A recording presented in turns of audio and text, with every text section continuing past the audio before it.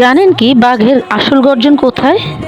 তার গলায় নয়, তার সিদ্ধান্তে।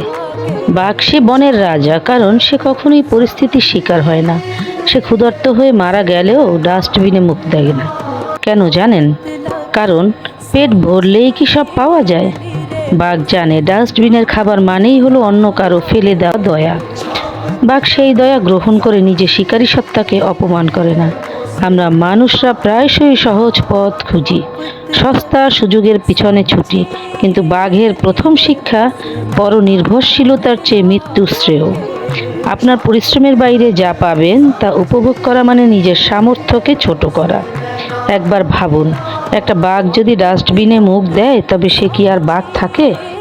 সে স্রেফ একটি আবর্জনাভোজী প্রাণী হয়ে যায়। সে তার হাজার বছরের গৌরবময় ইতিহাসকে কলঙ্কিত করে না। দ্বিতীয় শিক্ষা, পরিচয় মানুষের সবচেয়ে বড় সম্পদ। পরিস্থিতি আপনাকে হারাতে পারে, কিন্তু আপনাকে নিচু বানাতে পারবে না যদি না আপনি নিজে সেই ডাস্টবিনে মুখ দেওয়ার সিদ্ধান্ত নেন।